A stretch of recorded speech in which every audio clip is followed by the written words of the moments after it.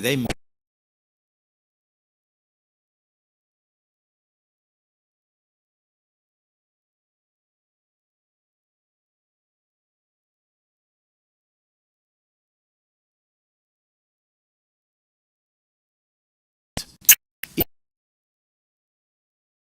authorities sought to address the problem of dominant firms that abuse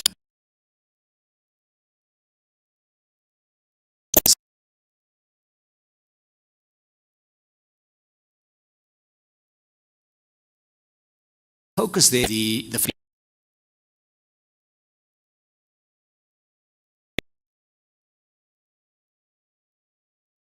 where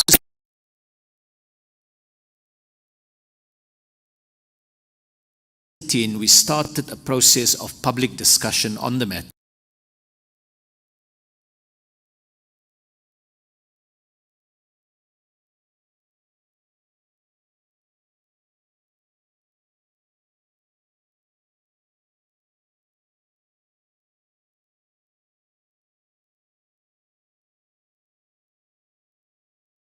I'm giving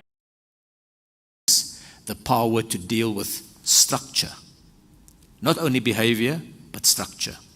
So that's one area. Obviously, that we are still dealing with as a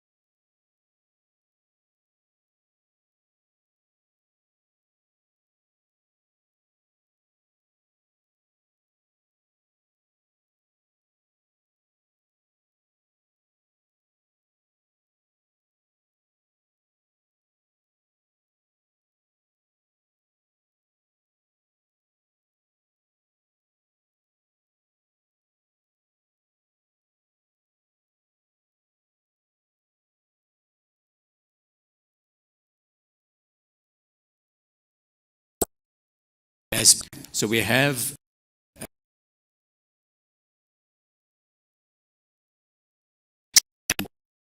last year the DTIC published draft amendments to the Companies Act, and for the first time it put on the table draft legislative provisions that would require companies to disclose the wage differential between the top 5% of a company and the bottom 5% of a company, in order to enable a better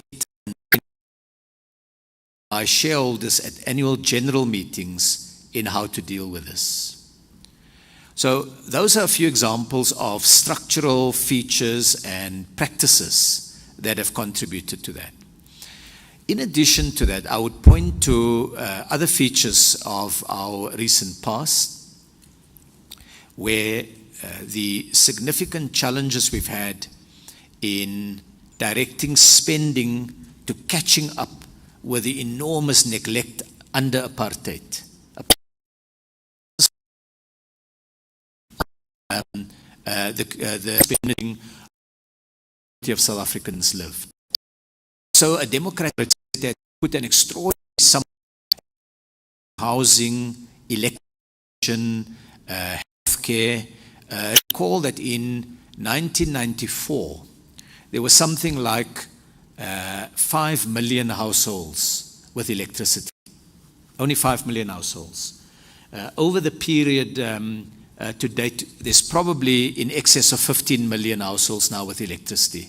So entire new townships had to be built, electrified, facilities built, and so on. You take resources that would otherwise go into investment, and it is directed to necessary and important need. A big part of our what we call the wage, essential with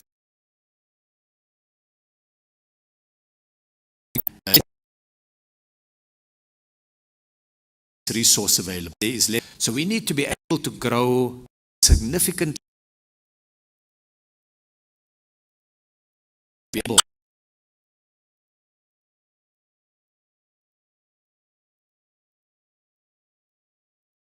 To 2008. It was a period in the democracy of high growth, with growth rates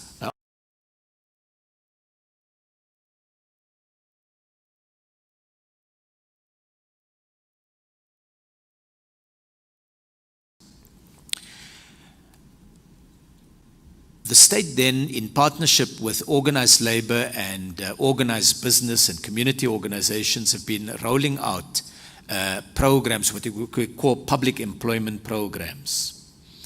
They compensate in the short term for the lack of opportunity that young people have. They're not a solution that in and of itself will solve the problem. And so problem solve, which is really at the heart of the question that I think you have put, is about creating much more dynamic growth in the economy and ensuring that that growth is distributed much more widely than we have. For some periods in the democratic period, South Africa was a strong destination for fresh capital investment, and that does assist us in what we need to do, but much of the gain of that growth was not equitably distributed. So I come back to saying that we have these two features: a highly diversified and industrialized economy by continental standards on the one hand, and yet this yawning poverty, inequality, and unemployment. That points to the need for even more purposive steps by the state in line with the Constitution to ensure and enable opportunities for those who have historically been excluded. And if there's an opportunity, we can perhaps outline a few more measures that we are taking as a department to do so.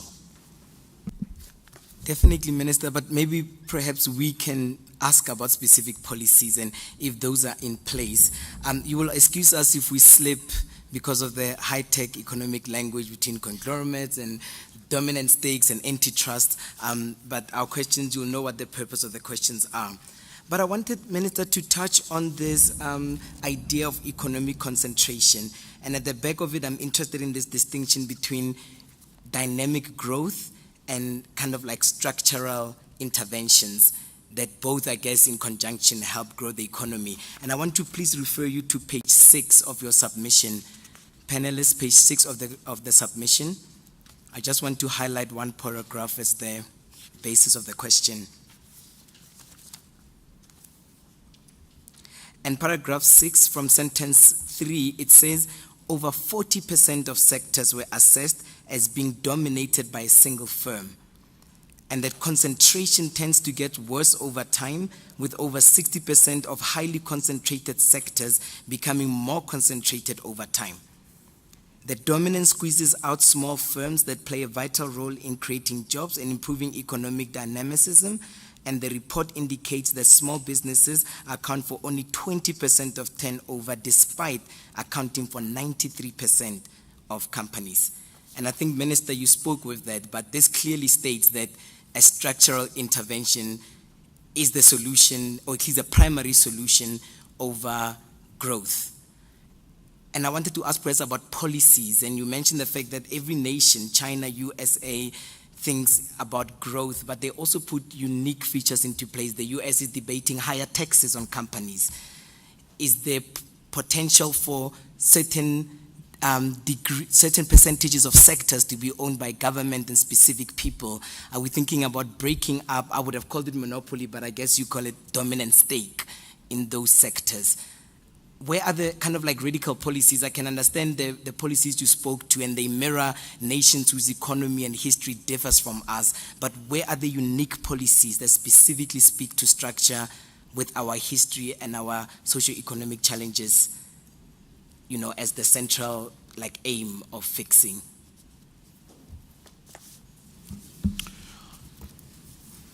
I would want to start by connecting dynamic growth and structural interventions. In our experience and from our view in the DTIC, structural interventions unlock opportunities for dynamic growth. Let me put it differently.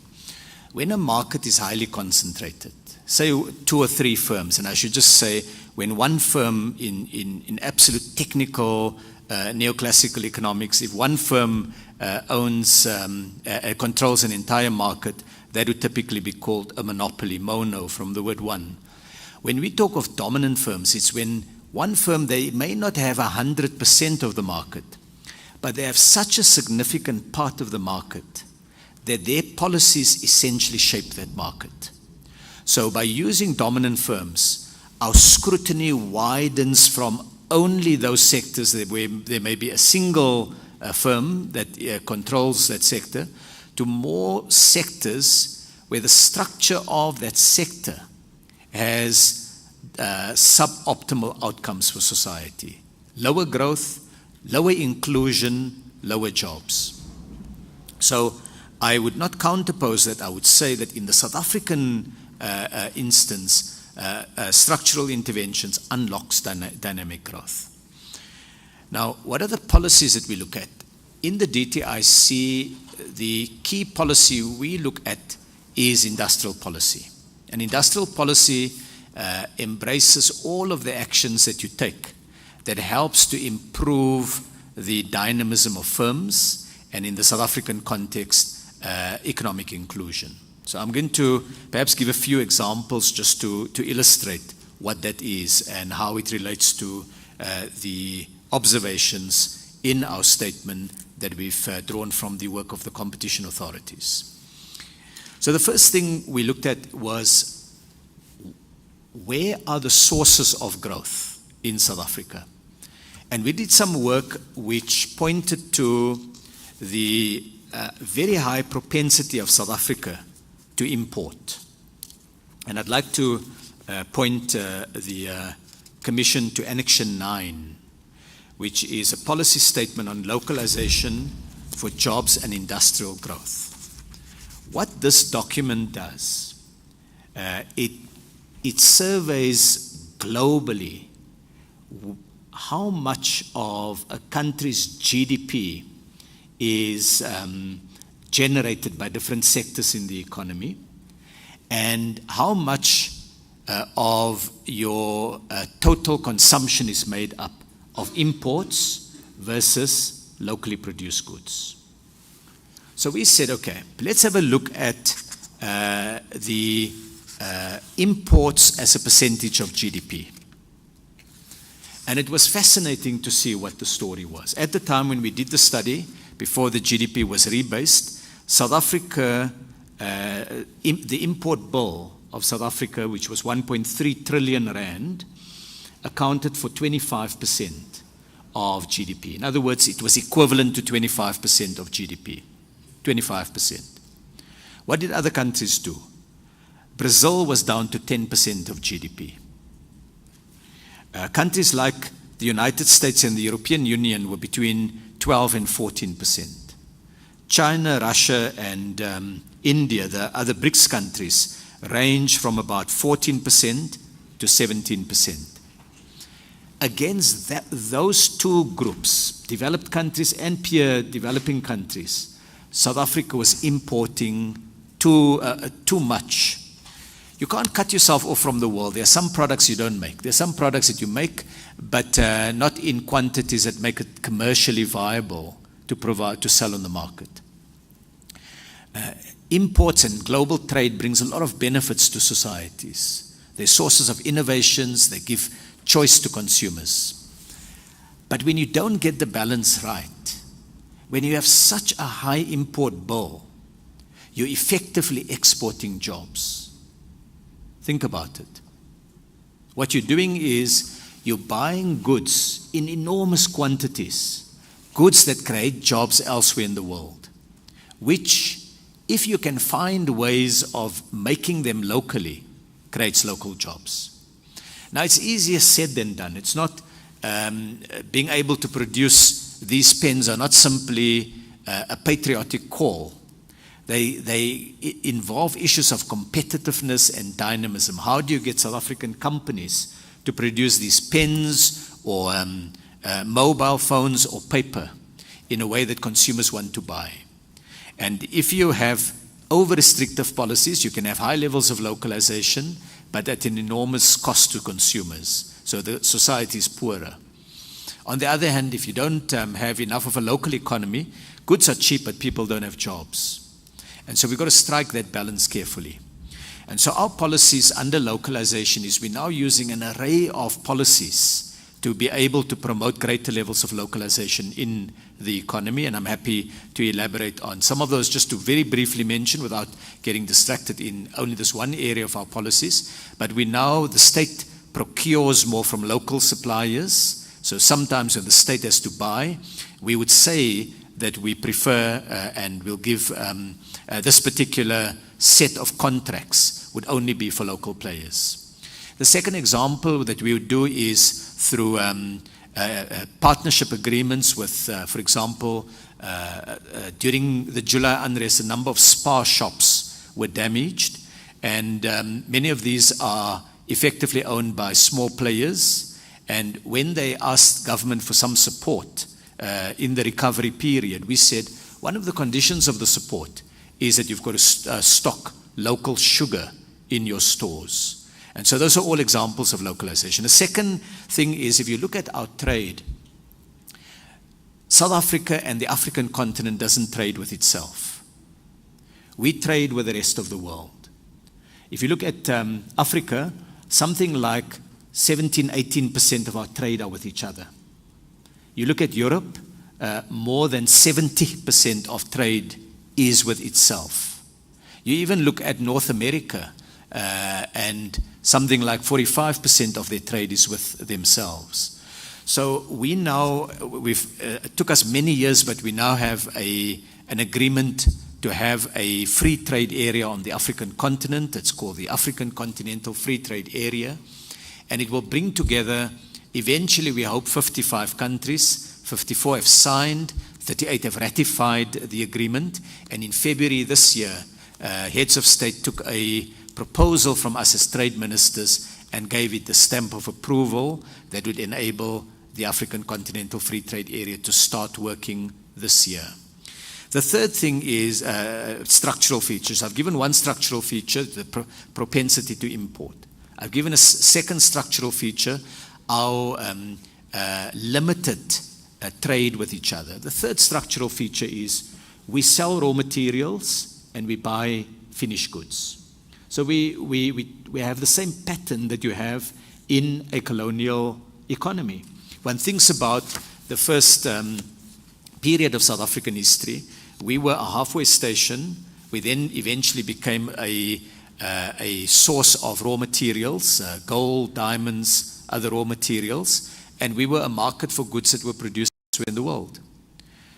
Now, in the post-colonial period on the African continent, as a continent, we have not been able as yet to successfully change that equation. So our work with other African neighbors is about using more of our raw materials and transforming it. But we have challenges. For example, in the economic partnership agreements with the European Union, the EU says the price of access to their markets is that we can't have significant levels of export taxes on too many products. So we can't promote localization in that way. For example, when last year we introduced an export tax on scrap metal, so that scrap metal is used in South Africa in our local foundries and steel mini mills, we were taken to court by the export industry, and we have to now fight that case. And obviously, in due course, it will come up and we'll get a decision by the judiciary. So as we make changes to structure, vested interests will put up a fight. Our guidance comes from the Constitution. The Constitution envisages a society with opportunity. And if we don't tackle these structural features, we won't create opportunity for ordinary South Africans. And we will leave the ground fertile for those who wish to exploit the grievance of ordinary people. And so I've given a few examples to illustrate structural problems, but also what we're doing. And then finally, I should say on competition, the changes to the Competition Act enables the competition authorities for the first time to have the power to take proper remedial action in a market where they see both high concentration and that concentration has an exclusionary effect on black South Africans and young people.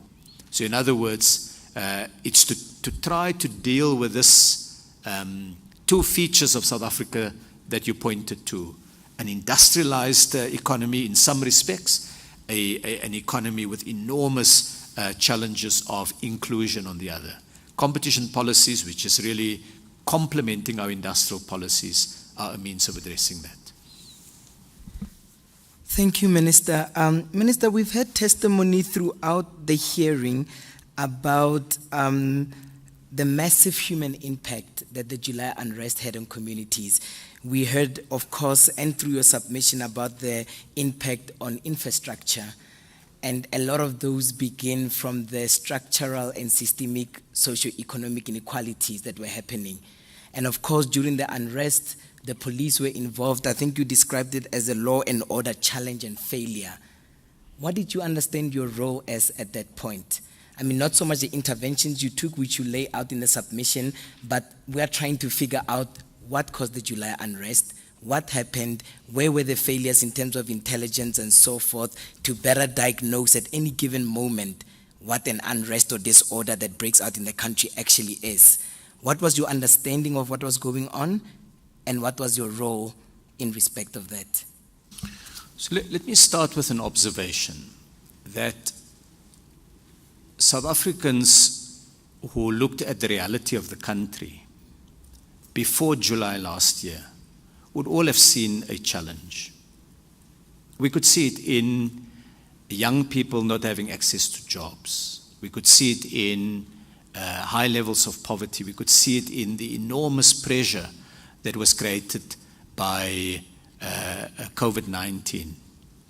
The state sought to intervene with measures such as the social grant, the measures to support businesses with a credit guarantee scheme, as well as the temporary employment fund that has been created, and the other measures to support companies. For example, we, as the DTIC, published during the early period of the pandemic an exemption that allowed banks to meet in order to coordinate their action in respect of loans due to them from smaller businesses, so that they could agree to provide relief to those businesses. So from my point of view, as regards intelligence, it was available to all of us by just looking at the reality in the statistics that are published regularly by Stats SA, that you just need to walk in a township. You need to just go see in the morning the queues of people. And so that for us, that reality was there. But changing an economy is a difficult issue, because you've got to do it in an integrated economy in a manner that you both retain investor confidence. If investment confidence is lost and there's a flight of capital out of the country, then it will significantly deepen the challenges that we face. And you have to do it in such a way that you are able to address the legitimate expectation of the majority of South Africans that democracy must bring change. That democracy is not fundamentally about standing in a queue every 5 years to make a cross, but that cross must enable the representatives of the people who are chosen to see what public policies can be passed. And I must say, a significant number of public policies have been passed in the period of the democracy. I gave the example of electricity earlier, and it illustrates a really important part of our reality, that before 1994, the large majority of black South Africans lived without electricity. For those in the room and perhaps watching that are older than 40, they would recognize the reality that I'm pointing to. In the democratic period, there was this vast rollout of electricity. When I have these statistics, and would be happy to provide that to the Commission, on the number of black graduates from universities in 1994, very limited number of black South Africans had an opportunity to study and get a degree. Today, much larger numbers are graduating. And so I want to temper my own remarks that I'll make in a moment with the recognition that enormous change has taken place. But then I want to make the point, to build on that, to say the pace of change and the boldness of measures need to be lifted. Because while all of these things are happening, while the economy has created jobs between 1994. In 1994, the total number of jobs was of the order of, call it about 10 million. And we now have, at the high point, we had about 16 million. It's come down as a result of the impact of COVID on our economy. And so bolder actions, more integrated actions are required. There are a number that have been passed by Parliament. In my terrain, my area, I've pointed to the competition changes that Parliament has mandated. There are other areas that the President has announced in the State of the Nation address, particularly the big push with African trade, the AFCFTA, and importantly, this new sector partnerships that we're talking about, master plans at individual sector level. And they go to precisely this area of what are we doing about it. So when the unrest started, when the first looting and burning of buildings took place, it wasn't for me a surprise. It was a disappointment in that this is not something that one wishes would happen. But all the evidence of anyone who looks at a situation realizes that there is this potential for people to respond to the calls of others. There is a law and order angle to it, in that it's clear that there were people with an agenda that had nothing to do with transformation, nothing to do with improving the benefit of ordinary South Africans, who exploited the frustrations and the anger of people. I point to a meeting that I had addressed of trade unions in KwaZulu-Natal, and it's contained in the document on page 18. There were a number of shop stewards there, and in the course of the discussion, they had wanted to get a sense from us, and I had said at that meeting that those behind the damage, who encouraged and organized it, who used WhatsApp messages to call for action to be taken, were well organized, and they are not on the side of workers or citizens. And then I point out that they looted and damaged factories that were making HIV tablets. They damaged the blood transfusion services. I sat there in my office getting a phone call saying the blood transfusion service is being looted right now. They destroyed chemists that sell medicine to ordinary citizens. They destroyed shops belonging to small business owners. They damaged investment that we had worked hard to attract to KwaZulu-Natal and to South Africa. The newspapers reported people with Jeep Wranglers and Mercedes-Benz vehicles loaded up with looted TVs and alcohol. I visited the Mamelodi Mall in Gauteng, and I was shown the liquor stores where only the most expensive alcohols had been taken.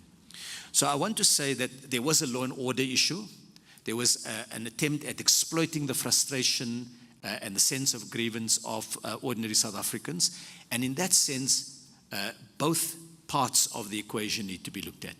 You can't look at it only from a law and order point of view and miss the socio-economic context. You can't look at it only from a socio-economic context and miss the law and order component.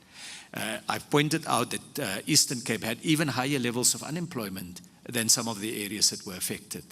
And so it's this balanced approach of being able to see both. As regards information, we were flooded with information from businesses.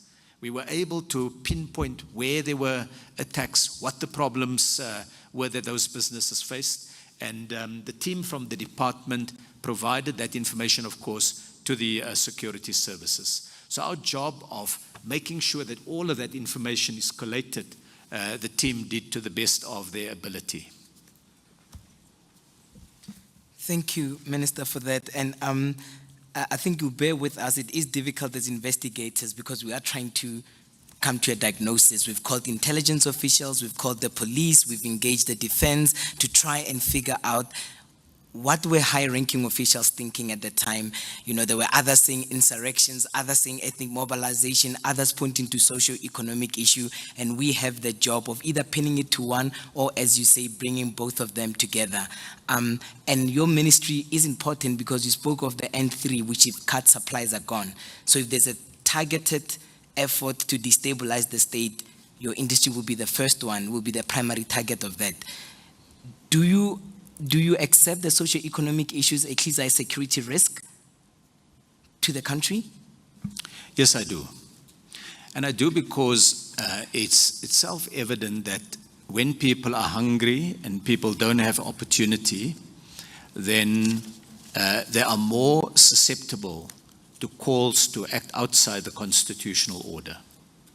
And I don't in any way want to excuse those who planned and exploited. In fact, let me just give an illustration. I know it goes a little bit evidence-leaded to beyond the question that was asked, but just to illustrate the point.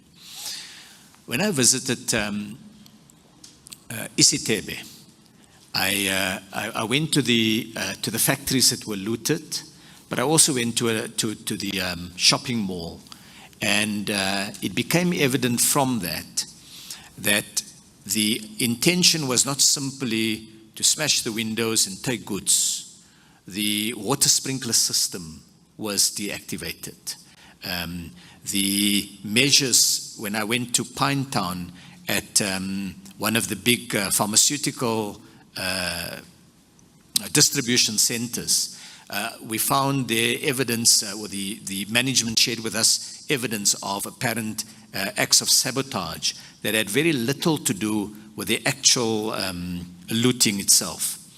So, in my view, given what you've said as the, shall we say, contrasting evidence that you've had from many different people, that this is what they call a perfect storm.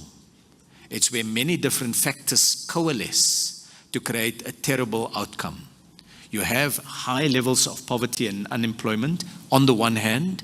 You have people with a grievance, and I'm sure the security cluster would have given the Commission more information on that. You have a sense of people living in a society of both plenty and poverty, and all of those coalesce in a moment like this. And why it's important to recognize the interconnectedness of it is that a simple law and order approach is not sufficient. And at the same time, we mustn't let off the hook those who planned, who coordinated, and who damaged the businesses, the opportunities of workers to earn a living. I met with workers who were in absolute tears because the factory that they had worked in was destroyed. It wasn't a damage that was caused to, let's call it white monopoly capital. It was damage caused to workers. The business owner may well have been insured and can get the insurance money. Those workers would lose their right to a job. And so it's bringing complexity, is recognizing that there are often more factors than one would be comfortable to acknowledge.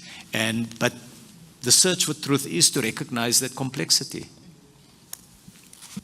Thank you, Minister, for that. I think it's because your submissions are very sobering regarding the extent of damage that was happening. You know, it was the hospitality sector, clothing, in your in your speech to the union and community, you spoke of HIV centers, chemicals, the entry lines being cut off. It's serious, you know, and then I think you estimate the damage to be 50 billion in the first week alone of the unrest. You know, it's unprecedented in terms of how quick the damage happened. Were you at any point in time in close communication with intelligence services, so state security, crime intelligence, or defense intelligence? Were they giving any kind of support that would meet what was happening in reality? You know what we spend a great deal on socio-economic issue, but you also highlighted this issue of organized or planned. Did you receive any kind of intelligence support that might have explored the possibilities of that during the unrest, or alternatively post the unrest, as the ministry was reflecting on what just occurred? So our relationship in respect of, let me call it the broader security cluster, which includes intelligence, was to make information available. We had different kinds of information. So the one set of information we would get is companies or unions calling us and saying, we see a large number of people approaching, we're worried about this, and we would convey that to the relevant ministries, if I did it, or to the relevant departments, if my DG and her team did it. The second area that we did was that we tried to be proactive after the initial wave of looting and arson. By identifying, we recognized in that first few days that the security services were absolutely overstretched, and seeking to send them to every flashpoint was not going to have the desired effect. And so we developed out of that a set of strategic economic key points. They're not national key points as in set out in the statute, but economic key points. And those were provided. In the statement, I point to a few areas, not an exhaustive list of the kind of areas that we had made available to colleagues in order for them to use that to enable the deployment of personnel, and I'm going to find that in a moment. So the intel flow line was more from the economic cluster to the security cluster in order to enable the security cluster to do their job. So on page 9, for example, we point to the fact that we took, in the province of KZN, we clustered together the key food distribution centers, the fresh produce markets, the medicine depots, the medical suppliers, chemical plants, oxygen infrastructure, general distribution centers, port and logistics infrastructure, medical supplies, fuel refineries, electricity and water infrastructure, industrial plants, and the key logistics hubs. And we would then say, here are some addresses, here are some detail. Obviously, we haven't placed that in the public domain. In order to enable the security forces to decide on deployment. But there were other things we did. On page 8, for example, we said, on the 13th of July, as an example, a large chemical company expressed concern to the DTIC that their facilities could pose serious environmental and health risks should the plant be the subject of arson attempts. The DTIC worked with the company to facilitate initial protection at their facility in a highly unstable area through the deployment of officers from SABC and later from the SANDF. Then we worked with that same industry to say, where are the other flashpoints, explosive factories and so on. And we put that information to the security cluster to provide services. Then when there was a possibility of Durban being short of water treatment chemicals, we worked with the suppliers to ensure urgent and safe transport of those chemicals, because these are all the things that happen under the bonnet. But if they go wrong, then large numbers of people can die. And so it's that kind of work that we did as the economic cluster. The specific dynamics of the security cluster, those are questions best addressed to them, but we were providing that information on a regular basis that we had access to the security cluster. The security cluster, as the number of troops increased in KwaZulu-Natal, were able to cover a greater number of areas. So we saw in the period that first week was a real challenge. From that Sunday, I guess it would be about the 11th of July, if my memory serves, through till about the following Thursday, Friday. That was the most vulnerable period, after which, as more boots were on the ground, as they say, it was easier to get deployment, particularly in these key areas. Of course, when you deal with someone who's lost their business, the fact that it may not be a medicine supplier or food supplier doesn't change the fact that they saw their paths were going up in flames. And that's why a lot of our work, if I had to think of the totality of what the DTIC did, we continued when the security forces work was largely done in that first 2 weeks. The real work of the economic cluster started to rebuild from the damage it was created. So we spent just an enormous amount of time. Even up to now, we've still not completed that work. And I hope there would be an opportunity for us to talk a little bit about that, because it's the reconstruction and the rebuilding afterwards that's as important in creating conditions of stability. Because we can imagine what would have happened had many of those businesses not had the support to get themselves back to work. Many more workers would have been unemployed, and the level of social unhappiness and desperation would have been significantly higher. Thank you, Minister. And Minister, the events that happened in the July unrest inspired our commission to launch these investigations. I mean, they even inspired the President to put together a high panel of experts to investigate what went wrong in order to see what kind of changes are required. And I think you would agree that I don't think the country could bear another round of these attacks. Notwithstanding, the Minister of State Security Agency, Minister of SASSA, and other officials did not hesitate to say that unless socio-economic issues are addressed, it will happen again. That something, unless there's serious intervention, something of this nature will repeat itself. Given the centrality of intelligence to protecting routes of trade and so forth, is there room for the ministry to have its own intelligence arm? I mean, this investigative panelists will be able to make recommendations and directives. But I think when we read what happened in KZ and in Gauteng, and is this devastating if it were to occur in all provinces, the kind of intelligence and information to ward against what you suspect were also planned and coordinated attacks against the state, is there room for that, perhaps in reflections about what information you had and how it might have aided your interventions during that time? Well, first, thank you. May I just clarify, is the question, is there a role for an intel agency directly connected to the Ministry of Trade, Industry and Competition? Is that the question? Yes, either within the ministry or as a special department within security cluster, specifically looking at that. Well, I think there is a lesson that we can all draw from this. And it goes for the economic cluster, the security cluster, the business community. Everybody can learn the same lesson, which is that there were challenges and failures, and that we must use this period to try to deal with those challenges and failures. When I look at my department, I can point them to the things that could have been done differently before the unrest. If we are defensive as the economics ministry, we're not going to learn the lessons. And we're not going to be able to do what we need to do for South Africa. And so in my area, which is the area I'm focusing on, I think that there's definitely and always will be scope for improvement.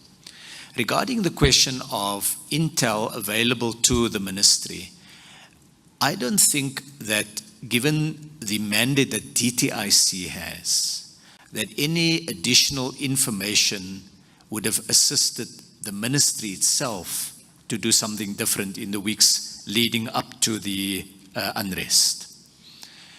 What I think the state can do is find ways in which there is a better use of the information available across the state to the security cluster. We were inundated with information, and we provided that information in copious detail to the security cluster, as we should. And there were individual business associations that had that information. So maybe as a state, we can find ways in this new era to tap a much wider range of information that would then enable the security forces to deploy their resources. I would not have been able to do significantly more with a different set of information in the run-up to this.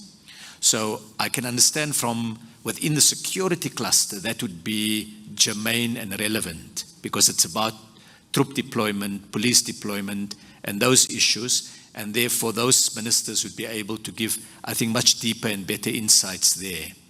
My insights flow from the role of my ministry, and the role of my ministry is in areas like industrialization, creating more economic opportunity, and so on. And in that sense, as I've made the point that no South African can say that we did not know that there's deep levels of poverty, inequality, and unemployment. The measures that we've announced before the unrest, they all point to a recognition that these are problems. I think what society can ask us, and it's a relevant question, is, with the benefit of hindsight, can we do things differently? And I would say for me, it is about scale and pace. It's doing even more of the things that make a difference to ordinary people and doing it much faster. What are the constraints to that? One of the significant constraints is the capacity in the public sector and the relatively underdeveloped partnerships between the public sector and the private sector. So on both those fronts, we can do more. In the State of the Nation address in February, the President spoke to both those themes. He called for a new social compact in which all South Africans really work together to get the economy going, to get South Africa working. And I have no doubt, as the Commission go through the documents that we've tabled, it will see in there a call for urgency and boldness in what we do. And we take our lead from the Economic Reconstruction and Recovery Plan. It was one that was announced by government following extensive consultation with the business community and trade unions. We've got to roll up our sleeves and really implement that plan on scale and at speed. That's what's going to be the key to avoiding the repeat of what happened in July. And what happened in July was concentrated in some districts in KZN and some districts in Gauteng. Unemployment and poverty crosses all districts throughout South Africa. And so it is really important as a country that we are able to deal with these issues expeditiously. So I can take, if it is helpful, I can take the Commission through the detail of that pace and scale issues, how we must do things differently. But that is for me definitely one of the important lessons. Almost imply we didn't know this. It underlined what we knew. It injects more urgency to the work that we're doing.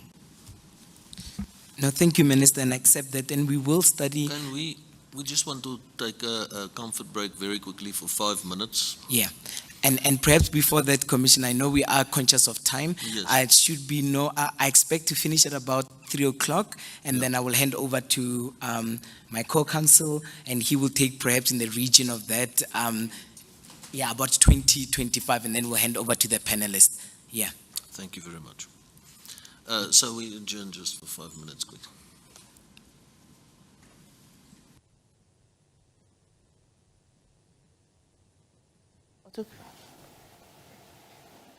Right, it looks like that hearing is also taking a short adjournment. We will be going back to it, but for now, let's also take a break.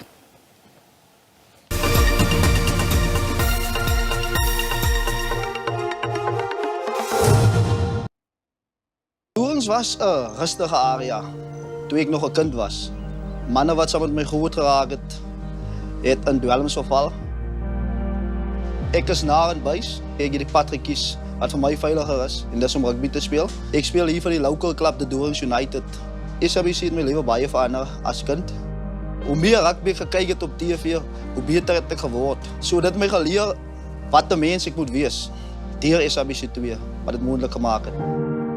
SABC News has signed a code of conduct that is enforced by the Broadcasting Complaints Commission of South Africa. Under the code, we are committed to broadcasting news that is accurate, comment that is fair, and programming that is not harmful to children, does not amount to hate speech, and contains no gratuitous violence or explicit sex. If you think we are not living up to that code, you may inform the Broadcasting Complaints Commission of South Africa. Direct any complaint to PO Box 412365, Craig Hall 2024, or send a fax to 011 326 3198 or email to bccsa@nabsa.co.za. For more information, please visit www.bccsa.co.za.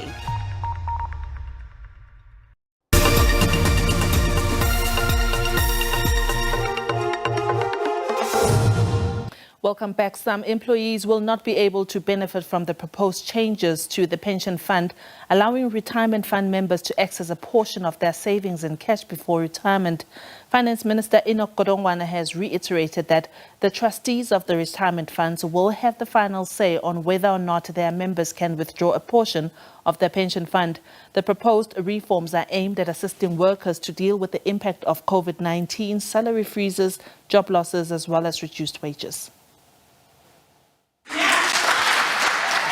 In his budget speech before the National Assembly, Minister Godongwana says that consultations are continuing following the release of the discussion papers last year. He says that restructuring of the retirement system for individuals will allow for greater preservation and partial access to the funds through the two-pot system. This means that members will only access 1/3 of their future contribution, while 2/3 will be preserved until retirement.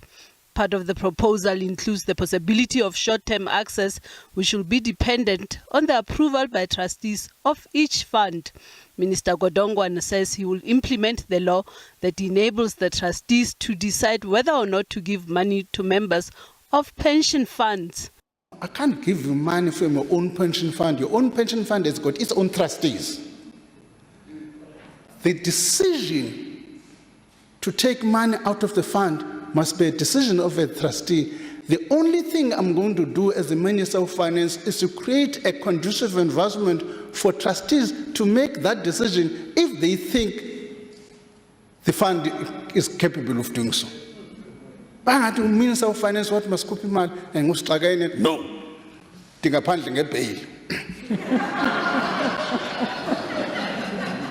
Many workers in financial distress have long been anxiously waiting for these changes, but experts say the key priority for trustees will be to preserve the financial stability of their retirement fund before anything else. Experts say Minister Godongwana's latest announcement brought a lot of clarity on this matter. We were hoping to have the green light to start proceeding with all the work around the two-pot system, and the speech has done exactly that. It's a very complicated change, so we didn't expect a massive amount of detail, but what detail we got, we were very happy about. Only about 7 million people are members of retirement funds in the country. The new legislation will ensure that members of retirement funds will no longer be allowed to cash out their pension when they change jobs. Experts say this will ensure that more people have some money to survive in retirement and not to be a burden on the state. The new legislation is also expected to encourage more preservation. It's going to do two things. The one thing it's going to do is bring in greater retirement savings because of the 2/3 pot, which now will be locked in. So currently, if you change jobs, you can cash out your pension. And one of the biggest problems in this in South Africa is that every time someone changes jobs, they cash out their pension fund and then they start again. Experts say it could take quite some time before the new legislation is implemented. The ball is now in the court of the trustees, who will decide whether or not to grant you a portion of your retirement fund. But it remains to be seen what this decision will be based on. Naledi Matlapeng, SABC News, Johannesburg.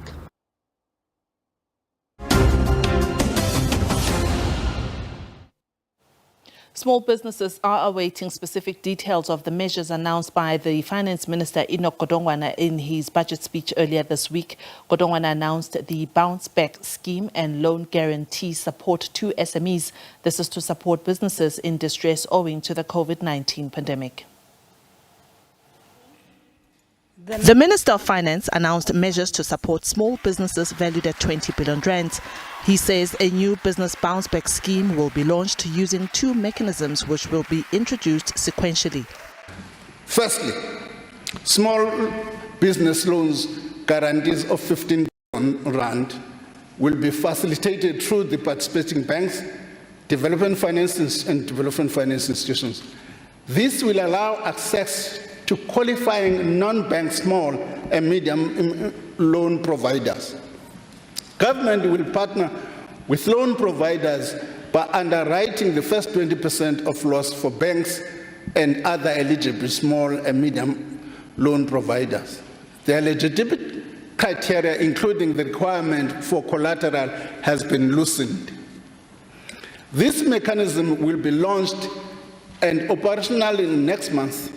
Secondly, by April this year, we will indeed intend to introduce a business equity-linked loan guarantee support. These questions of the security cluster and just analyzing, at least appreciating the role that your industry plays and its susceptibility to attacks if they are planned things against the state. The next question has to be about the intervention that you have done, which you have laid out in detail in the submissions. Some of those include donation to the Solidarity Fund, providing food to communities. I think there were also intervention by the Competition Commission regarding price gouging. Oil, potatoes, and rice, I think, were one of the items that were price gouged. So I wanted to ask in relation to that, and I don't want to drag you into the security cluster again, but perhaps you can just give just what your impressions were, because we put it to other witnesses. There was an operation called Operation Kipi Resiti, which had to do with certain persons within the security cluster going to people who had allegedly looted, nobody had gone to court then, and confiscating food. Some of them were pouring food on the floor and so forth. So your department is providing food. The Department of Social Security, SASSA, is also providing food to food banks and so forth. And then on one hand, we've got televised for the country, food being wasted and so forth. What was your kind of initial reactions when you saw that? And would you condemn such a, policies of this nature? It was retracted, but would you condemn such a practice? Well, let me start by saying, obviously, in instances like this, much as there's anger and so on, we are a constitutional state. We need to ensure that we work within the rules and addressing the challenges that we face by ourselves not adhering to the rules is not going to help. Having said that, I do want to say that in a number of cases, in reality, when I've seen, say, policemen and women involved at community level, they've often been under enormous stresses. It's an unrewarding job, both literally and figuratively. They work long hours, often in very provocative conditions. And those constables and sergeants and so on are really the absolute front line of any society's way of keeping law and order. And you need law and order and you need transformation. They're not in tension with each other. You need both of them. So my area, obviously, I would have looked at these things in the same way that any other South African would have looked at it on TV. My focus has been on supporting the efforts of the department to get food into communities, and you've pointed to a number of those examples. The Solidarity Fund, I just want to say, is a particularly interesting one. It's not so much that we've made a donation per se to the Solidarity Fund. It was a group of South Africans that had been called together by the President in March 2020, when the pandemic started, and it brings together business and trade unions and community-based organizations, some eminent South Africans, and they played quite a significant role in getting food into communities. The same applied with many charity organizations, just ordinary South Africans who loaded milk and tinned foods and bottles of water on trucks and drove into KZN to distribute those there. So that's really, and I think the other areas you've pointed to now just really underline and emphasize what the question is raised around price gouging and so on.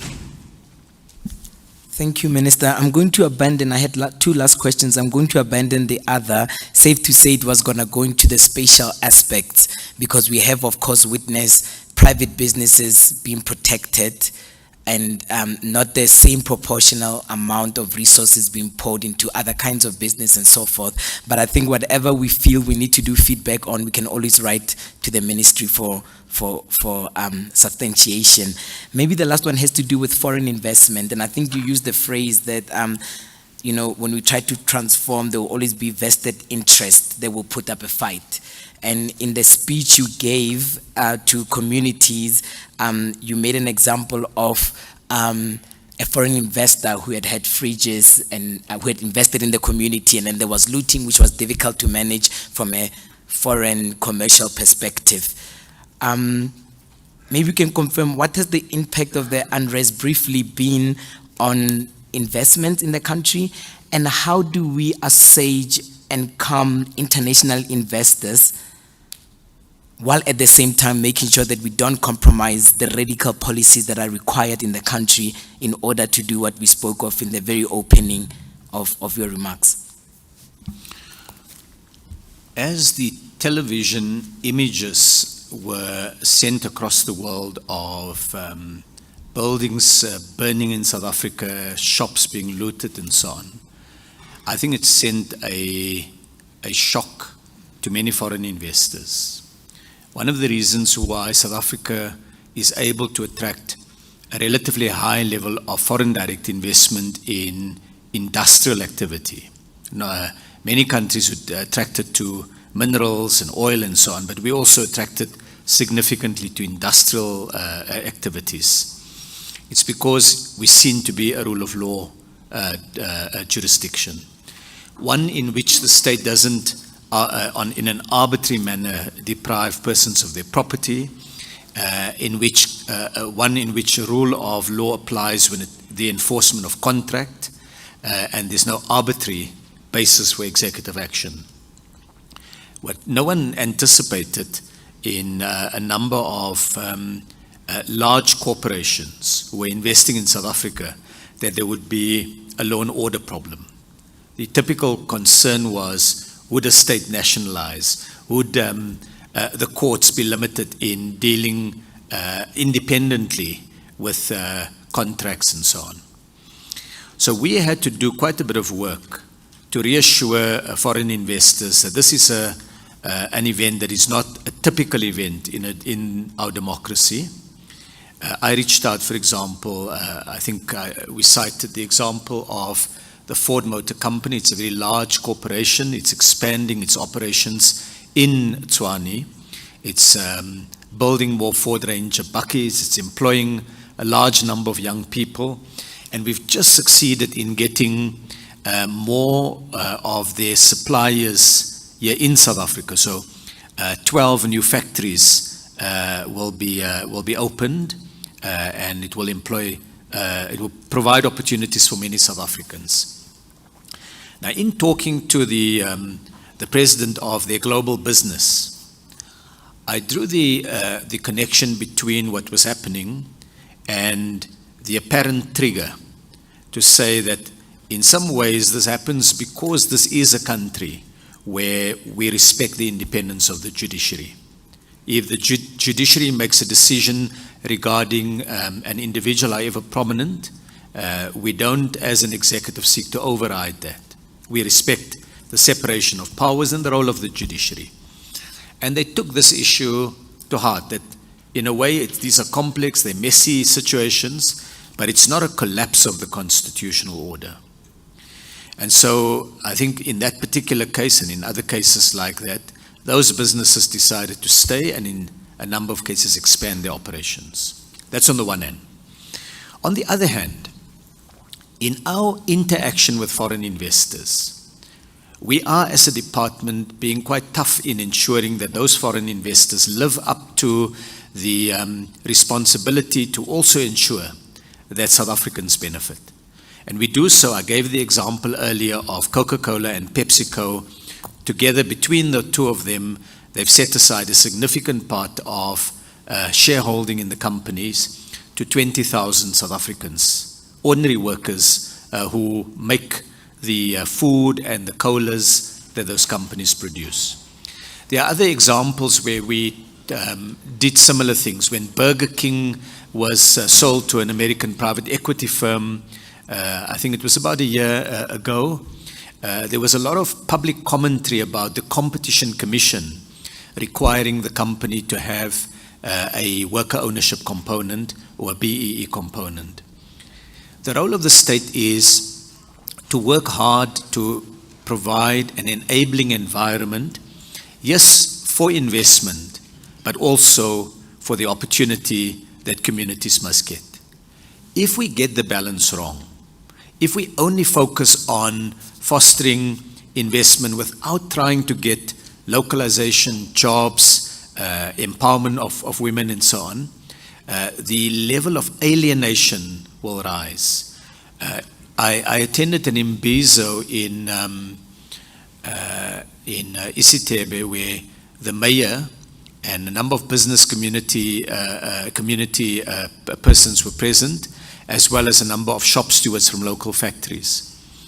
And in that short imbizo, the community poured out the frustration that they had with the investors in that area, which included foreign investors.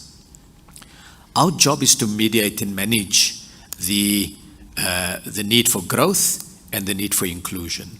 And that's why if we don't maintain that balance, an important balance, that growth must be with inclusion, must be with transformation, must be with benefits for more South Africans, then we don't build a stable foundation. I hope that does go to the point of the challenges of dealing with it. And I think foreign investors recognize, perhaps sometimes even more than domestic investors, that governments must do what governments must do to ensure that a society is at peace with itself and that it's a stable society. Sometimes companies would be prepared to accept that the return is slightly lower if they know that their property is going to be safe. There's no point in a massive return, but you just don't know if your property is safe. So we've got to strike those balances. Thank you. Thank you very much, Minister. I'm going to hand over to my co-counsel to just continue to with a couple of questions from his side. Thank you, Chairperson, and thank you, Mr. Moraka. Good afternoon, Minister.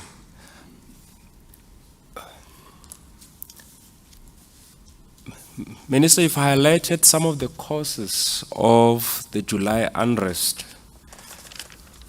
Would you accept that some of the causes, which include the historical deprivation of the black majority and women in particular, has been as a result of policy failures on the part of government in the last 25 years?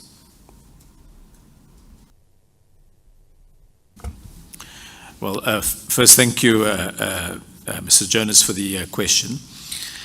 I want to reframe it differently in giving my response. And the way in which I'd like to frame it is that in the 25 years or close to 30 years of the democracy, we've achieved an enormous amount, well beyond what we would have been able to achieve without the democracy. In transformation, in opportunities for young people, for women, for black South Africans.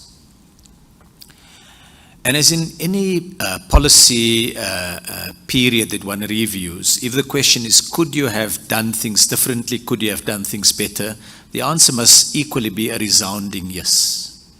Let me take 2 or 3 examples. The opportunities that there were in the early days of the democracy to invest much more strongly in skills development was taken. We had many more black South Africans going to school and finishing school, going to university. What we didn't do was ensure that we maintained in the new university, with the new opportunities at university and school level, that we maintained ways of, I shouldn't say maintain, I should say that we improve the quality of those outcomes. There's no question about it.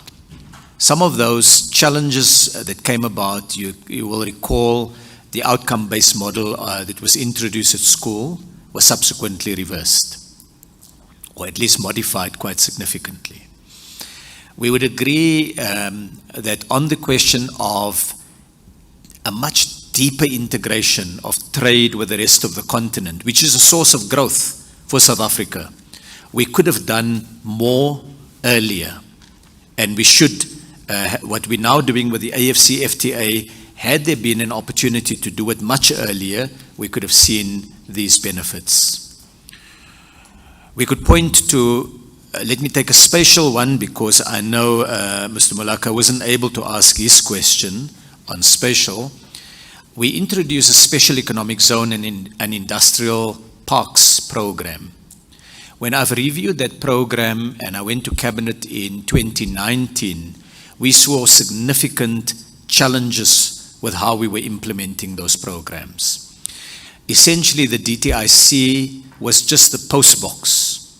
The National Treasury would give us money. We would pass the money to an industrial park through the province concerned.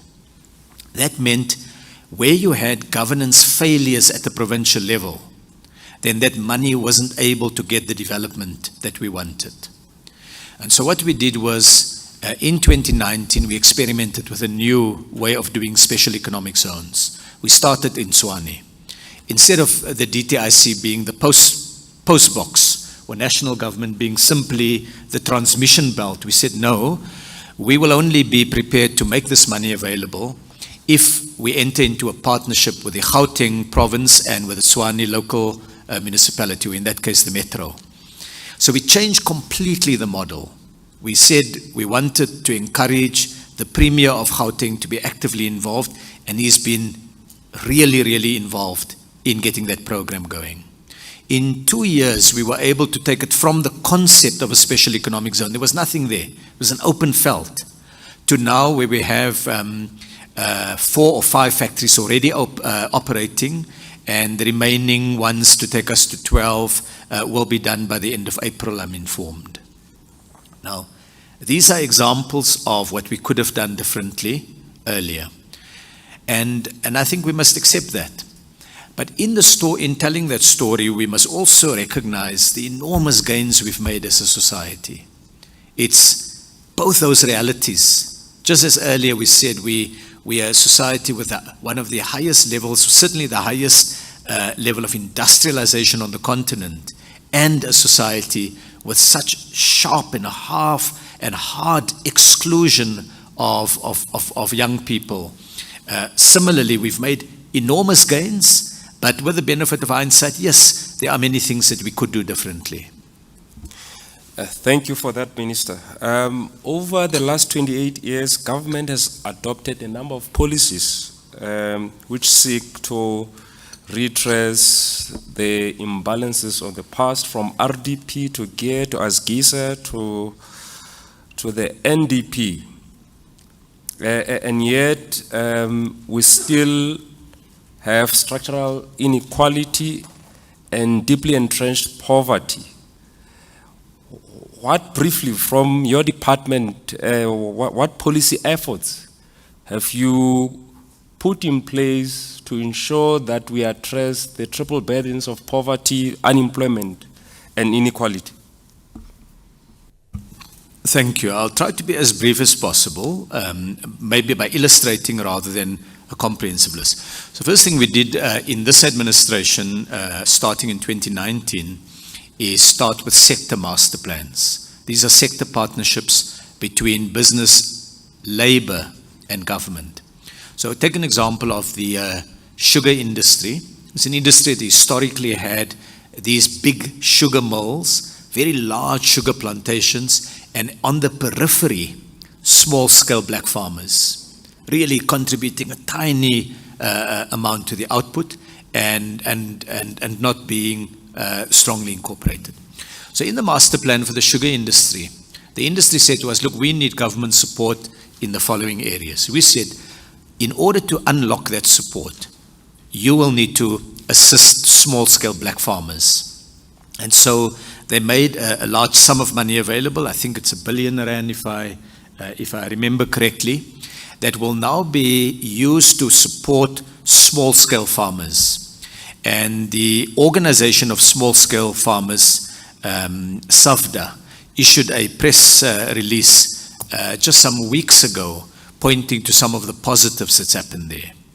In that same sugar industry, if I can pivot it to the July unrest as an example, when small-scale farmers saw that some of their sugar fields were burnt, where they lost an entire season's output, if you're a big player, you can recover. You can go to the bank, you can say, look, it's once off, we'll be able to, off the back of your support. If you're a small player, no one wants to hear you. So government had to step in.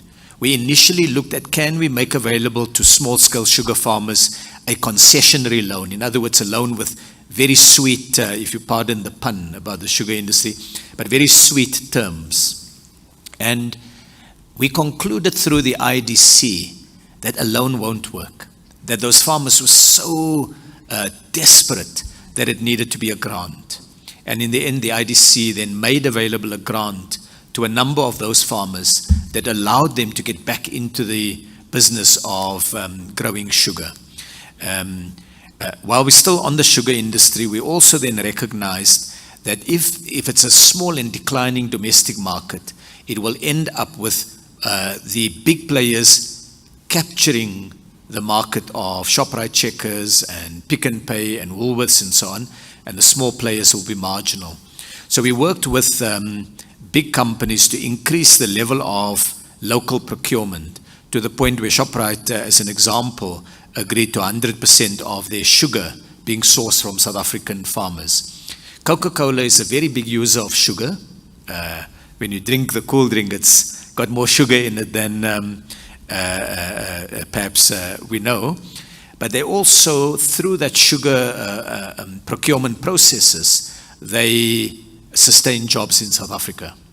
And so Coca-Cola agreed that they will shift a portion of their sugar procurement from larger players to small-scale farmers. Now, I've given that example of sugar.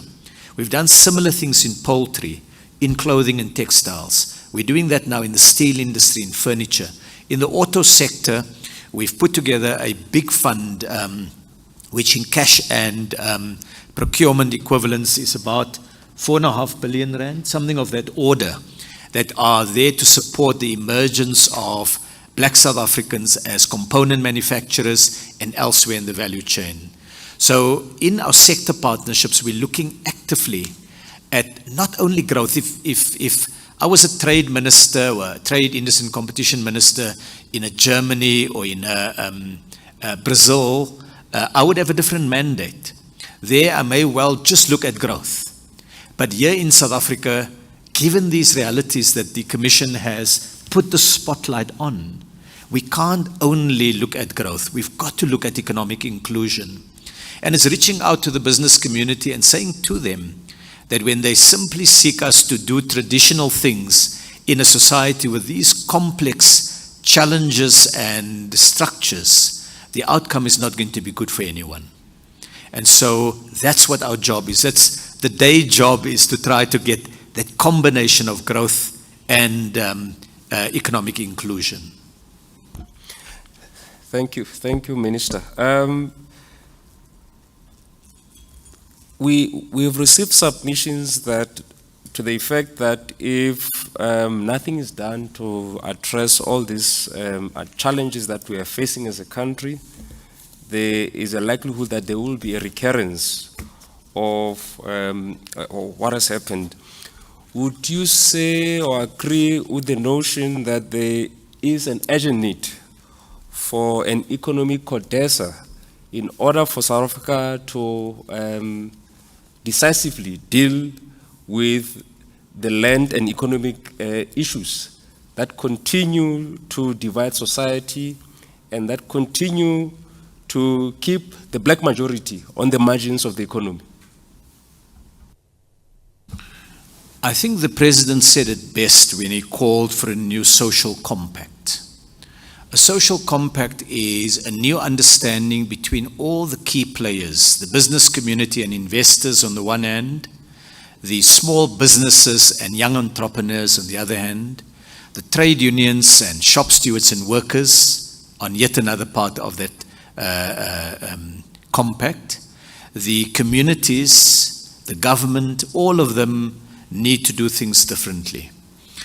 Now, the CODESA itself CODESA was a structure that was formed before we had our election. It was in conditions where there was no democracy. In a democracy, underpinned by a constitution, we have regular elections. It's the job of that ruling party to vote for somebody as the president of the country.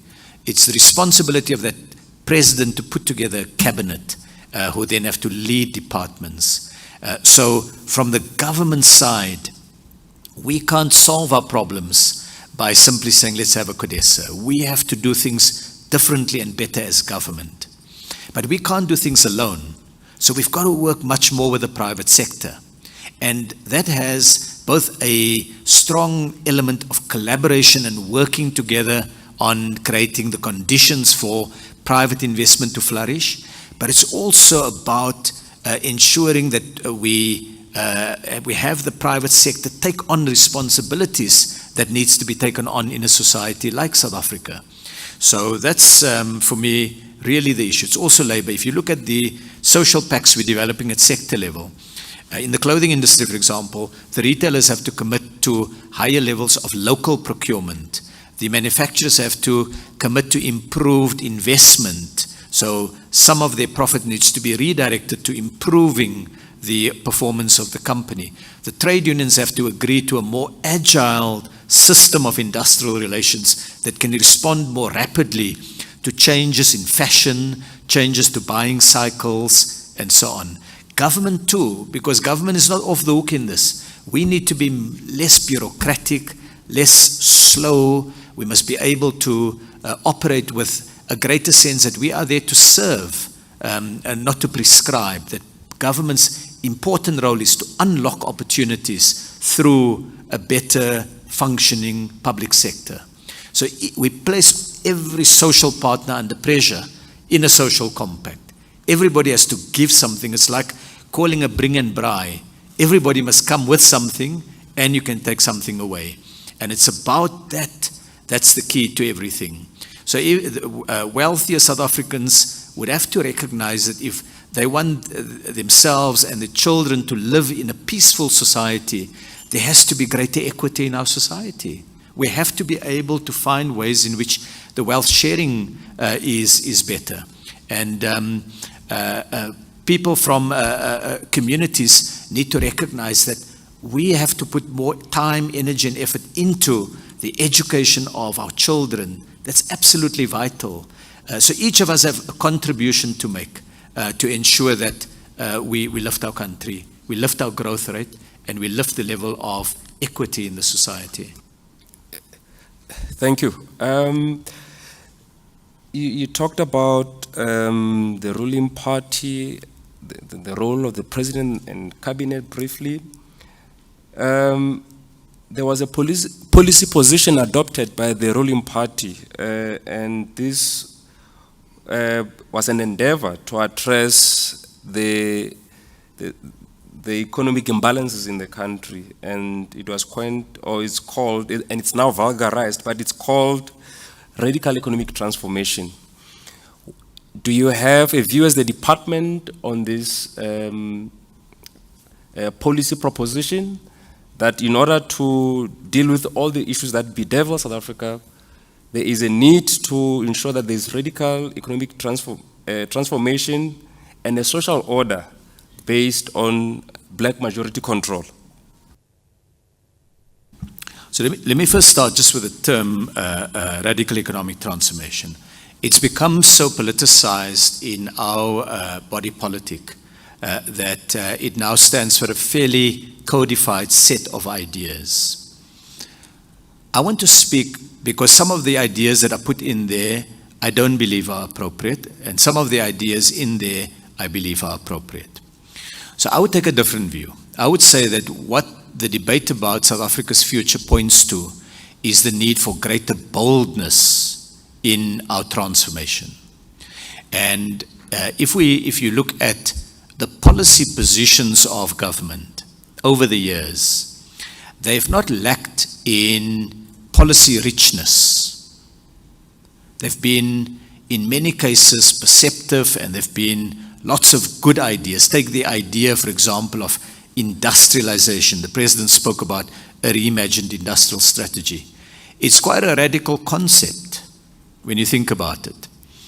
The challenges we've had is in implementation, that in many cases the ability of the state to marshal its own resources in a single direction has been limited.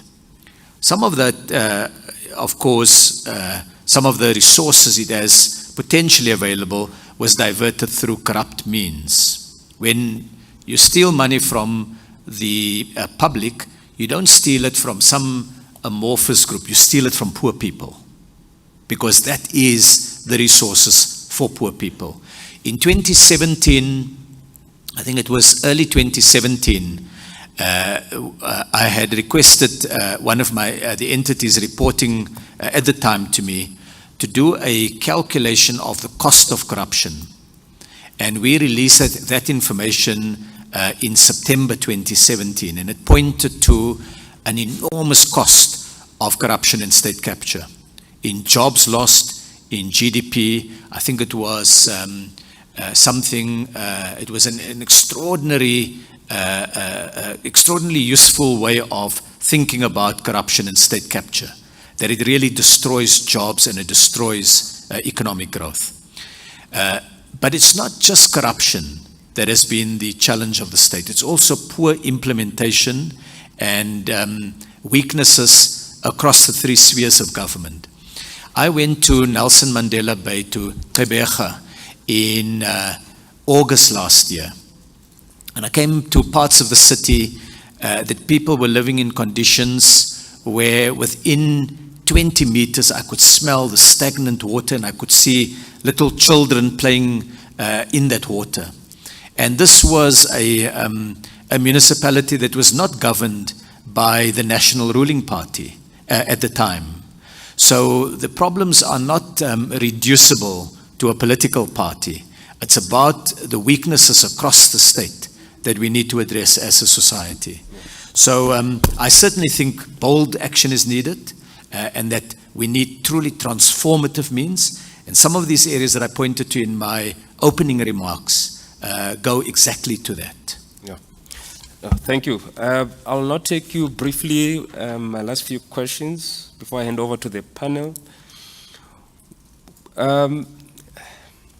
Gauteng and KZN account for 50% of the national gross domestic product. And these two provinces bore the brunt of the unrest. So, in your view, when people block a key part of the transport route for the economy, that is the N3, What does that amount to, in your view? I would say that there's no question about it. It causes very serious and very severe economic damage. Depending on the period, we may be able to generate a number to it, but no question about it that when your main artery for goods is along that N3, that it's quite critical. Now, it's not just finished goods. Because we are a national economy, our supply chains are all integrated. So you may make a yeast in KZN that are used in bakeries in Gauteng. If that logistics system is clogged up, you may have a shortage of bread in Gauteng, even though the bakeries are all unaffected. But the yeast that they rely on comes from, in this case, in my example, KZN. And so for that reason, we do need to ensure that the main arteries remain open. There are security challenges that I'm sure the security colleagues will be wanting to look at. But we know that one of the key areas has been the Mooi River Plaza area. And there, in the Mooi River area, it's partly the fact that the N3 is quite close to communities, but also that community has been devastated by job losses. I remember many, many years ago wearing a different hat. Before I got into cabinet, there was a factory in Mooi River called Mooi River Textiles. And it was the main industrial hub of that part of KZN. And as a result of a very deep cut in our import tariffs and a premature liberalization of our market, goods from Asian countries flooded into South Africa. Mooi River Textiles got under increasing pressure. Eventually, Mooi River Textiles closed. Young people who relied on jobs in a factory like that and the economic multiplier that it brings to a town had nothing available to them.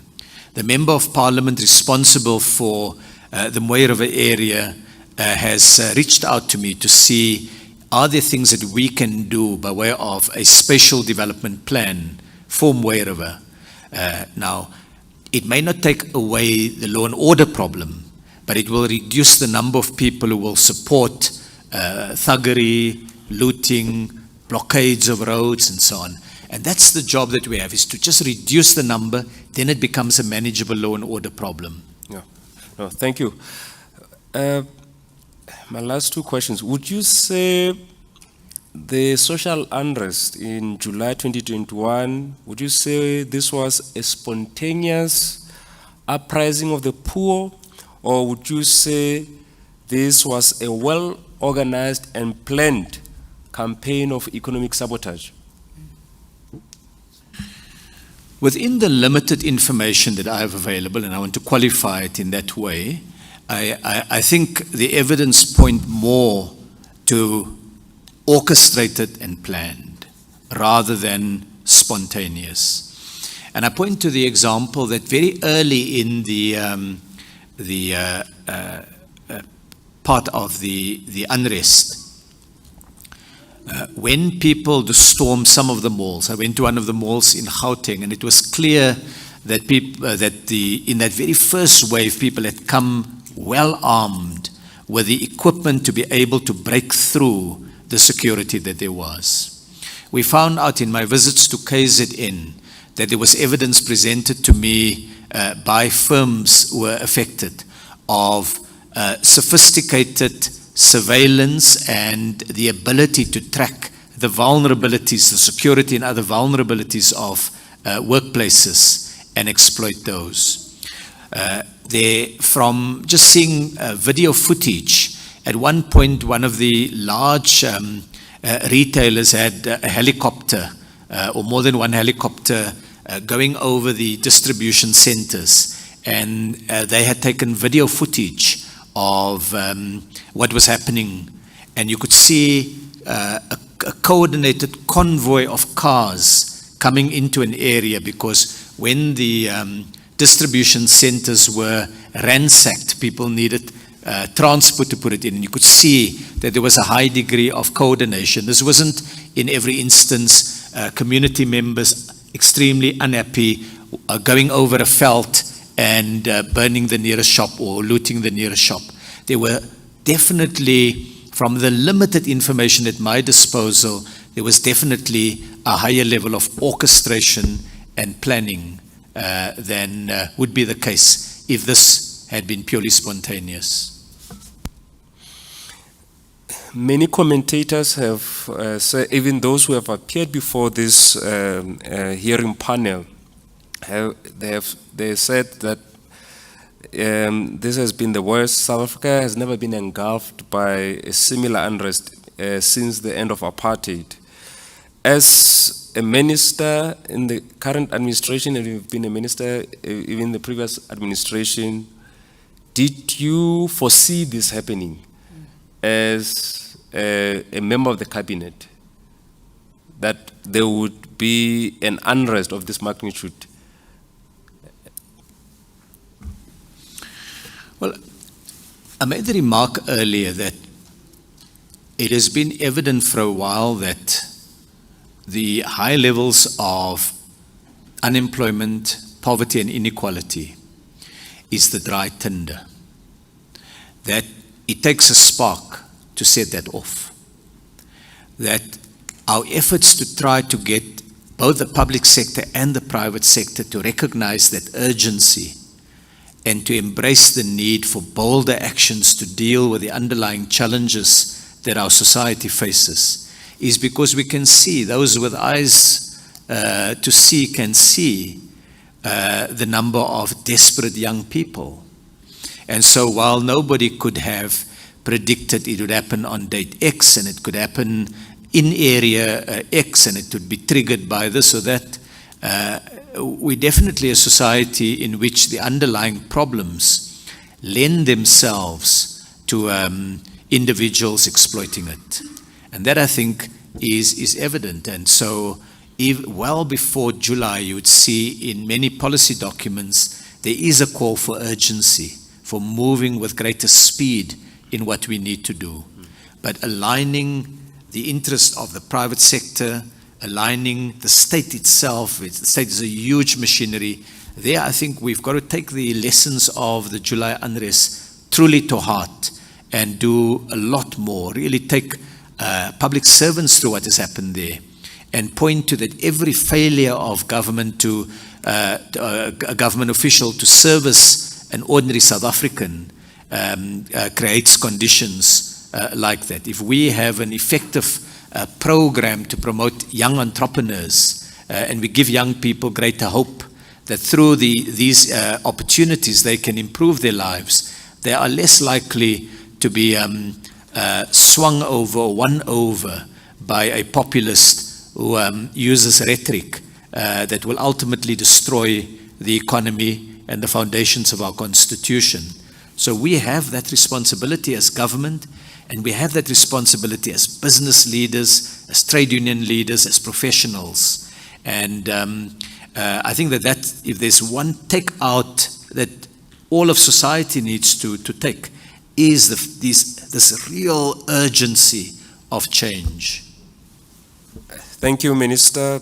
Due to time constraints, I will end there. Thank you, Chairperson. Thank you very much, Mr. Jones. Commissioner Tuli? Commissioner Nissen? Commissioner? No, she's... Thank you, Chairperson. Thank you, Minister. Thank you, Acting DG. Minister, prior to the unrest, there have been, whether it's the Harry Smith side or with Maritzburg side, the Maritzburg Howie cuttings, there've always been, kind of an attempts to destabilize the N3 through protesting, burning tires, etc. Whether it's also the anti-foreign truck drivers, etc. But particularly the Harry Smith and others, it's about service delivery. And then people, because they are close by the N3, they decide to go there and start protesting. And sometimes it's just a simple thing that the authorities need to come out and talk to people. And communication and consultation so that people can feel.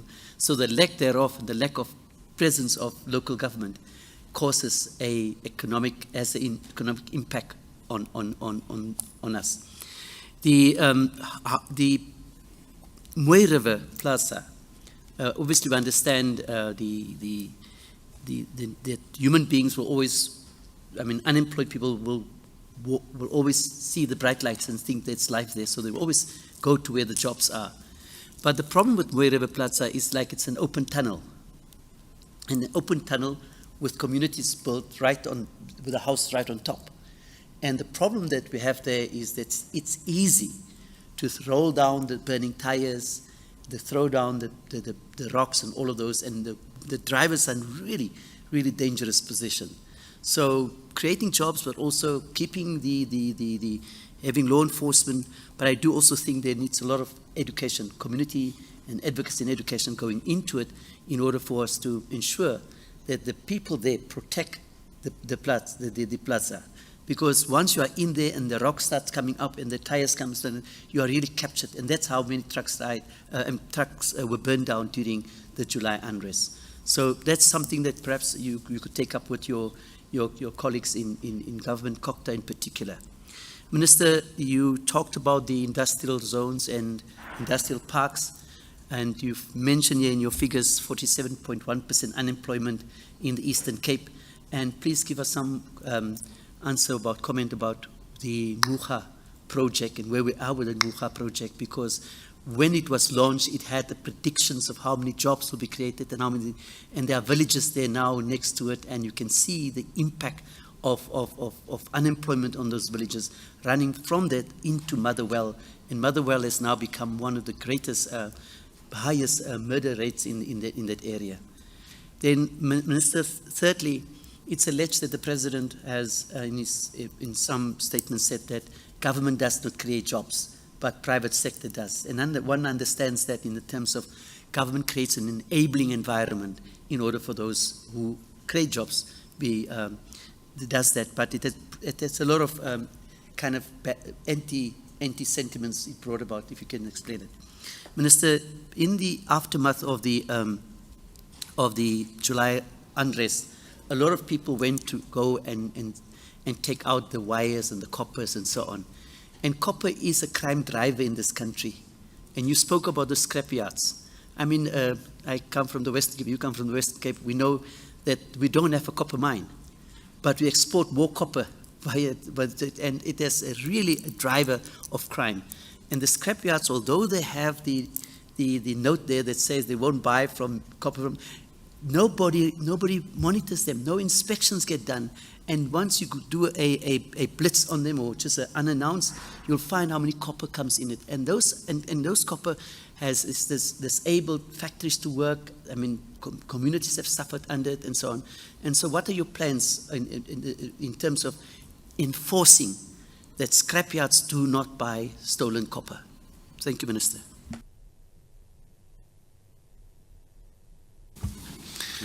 Thank you very much, Commissioner Nissen. So I think your points on Mooi River are well made and well taken, and I will certainly share those and take those further with my colleagues. But I think you point to a particularly big challenge, and that is local government.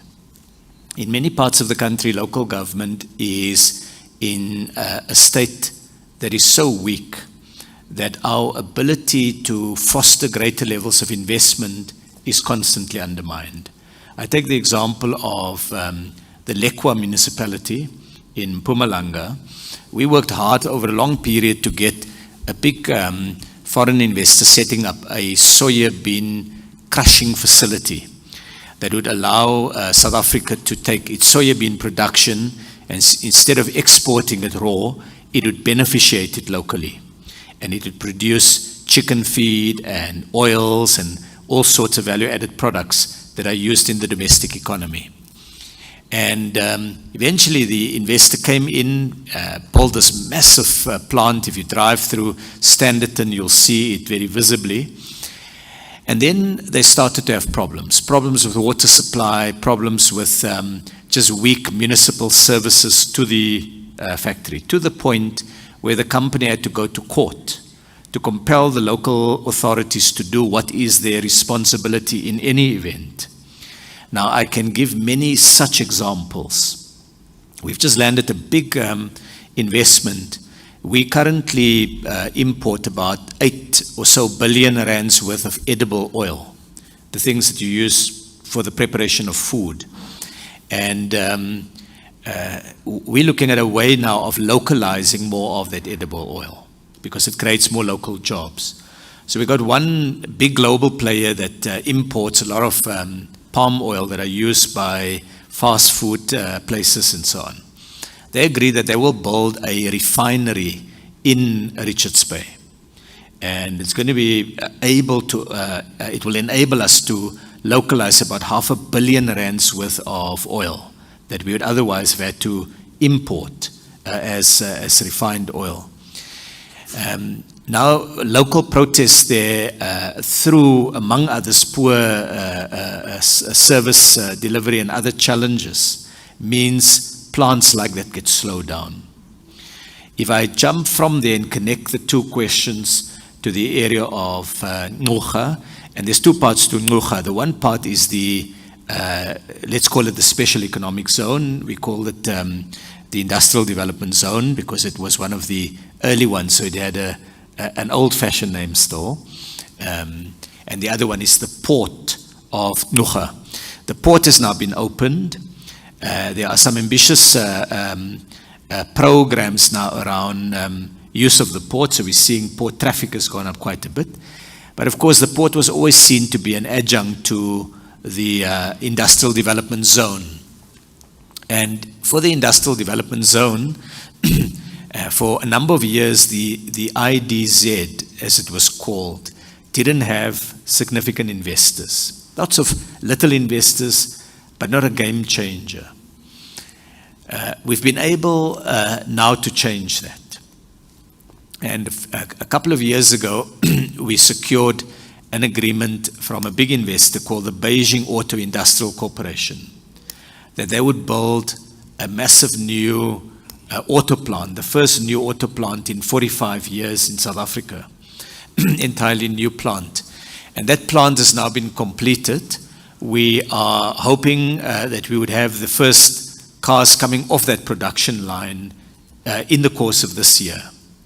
And that's now given the Ngqura IDZ a core tenant. There's been further growth in that IDZ, so job numbers have gone up. We'd like it, of course, to increase significantly more. But of all of our special economic zones, it's probably, my guess would be, it's the biggest now in terms of industrial output and jobs. But it's doing well compared to where it was. It's not doing as well against a better standard, which is the standard we should aspire to make it a world-class special economic zone. And there much more can be done.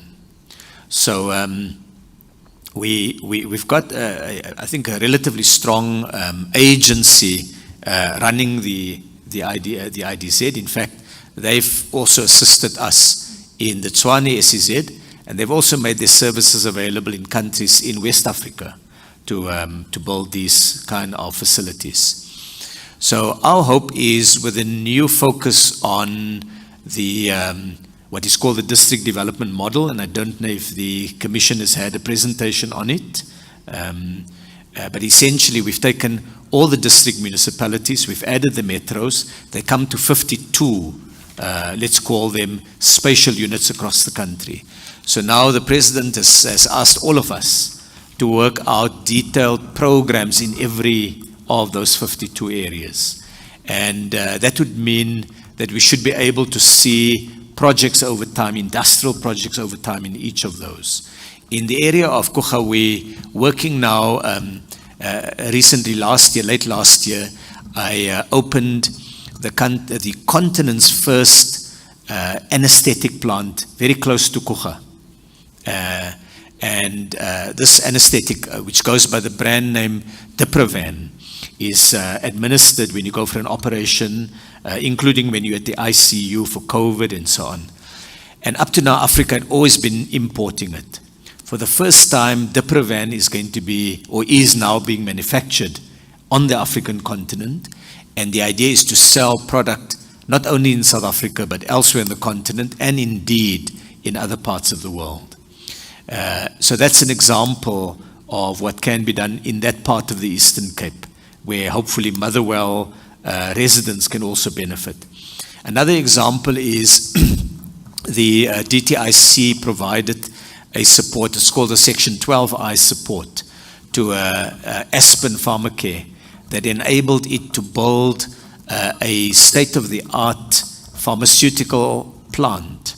When COVID came, they could repurpose that plant rapidly to produce vaccines. Today, it is the only real mass vaccine producer on the African continent. And it's produced significantly more than 100 million doses of the J&J vaccine. So those are just some examples where people in Motherwell can potentially benefit. But given that the question was specifically on the Kucha IDZ and the Noga port, I wanted to bring that angle to it. On the question of government creating jobs, I think the President, in the reply to the State of the Nation address, provided further context and detail to his initial statement. And the President said, look, the state, of course, does create jobs in certain kinds of things in the public sector. For example, the employees of the Commission would be regarded to be employed as a result of the public sector. People, nurses, doctors in hospitals, and so on. He also pointed to special employment programs like the EPWP and the community work programs. And he pointed to the role that the state plays in industrial policies, trade policies, in job creation. But the point he was trying to make is the reality of South Africa is that something of the order of probably 80% of new job creation will come from the private sector. And so we need to look to getting an enabling environment to allow many more jobs. Now, in my area where I work, which is the DTIC, our focus is on the private sector, because all of the sectors I'm responsible for are really private sector driven. Making of cars, making of chemicals, making of clothing, making of bottles, and our programs are about creating that. On the copper theft, just before leaving the government role, as I said earlier, the government is an enabler, but the government is also the regulator and the government is the redistributor. And they play that role everywhere. In our case, there are particular dimensions to that. And when we say we see ourselves as a developmental state, it's a state that helps society to achieve the national development goals, which would be greater levels of employment, combating poverty, lowering the levels of inequality, and so on. On the copper cable theft, Commissioner, you've put your finger on it so well. We have seen in the period, even under apartheid, but over the last number of decades in particular, there's been a growth of a massive market in the trade of both copper cable and scrap metal. There are large companies who buy this from lots of smaller players. The smaller players are, in many instances, criminal syndicates who go well organized and disable not only telephone systems, but the ability of hospitals to operate, electricity substations, and so. And so what we did last year, I think it was in October, the state introduced for the first time an export tax on scrap metal. And we had, that was done by National Treasury. Prior to that, the DTIC had put up something called a price preference system to try to discourage the exporting of scrap metal. Now, why is that important? It's important because when you have a global market for scrap metal, and that includes copper cabling, then people will steal, they will break up public infrastructure to get access to it in order to have it exported at an enormous markup. So when you can begin to close the demand markets, you lower the incentive. Secondly, we amended the law to increase the sentencing for theft of copper cable. In the past, the courts took the view, if you stole 5,000 rands worth of copper cable, then the sentence must be commensurate with the economic value of the copper cable. The law now enables the courts to take into account not what the value of this copper cable is, but what the economic damage is that was caused by the theft of this copper cable. And you can now get 20 years for the theft of even a 5,000 rand worth of copper cable, because the damage you can cause is a damage to public infrastructure, to electricity systems, to hospitals, to trains. So many times commuters in Cape Town were unable to get into trains because the train system was vandalized for scrap metal. We're now looking at what other measures, so in the State of the Nation address, the President highlighted this as an area and said that he expects the state now to address this. So both the DTIC and National Treasury are doing work on this with a view to finding even more effective means of dealing with copper theft.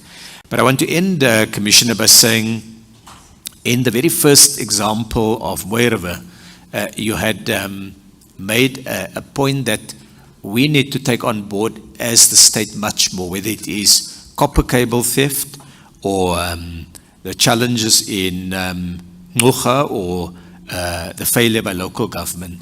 And that is communicating much more with our own people.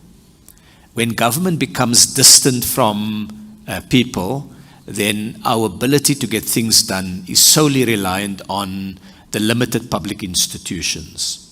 When we connect well, and there's been many examples of colleagues in cabinet who have spent a lot of time working with a local community in their particular area of portfolio, and you can see the effect that that has. You win the whole community over. It's like the state has enabled the whole community to see itself of a public project. If we build a dam and we have water pipes, for example, there are questions. Where do you employ the people who build that dam? If you don't bring in local people, then you must expect that there will be alienation towards the dam. If those water pipes go only to big mines and industrial areas and they bypass many villages on the way where people struggle with access to water, it's disappointing but not surprising when those water pipes are sabotaged. And so bringing communities on board is not just talking.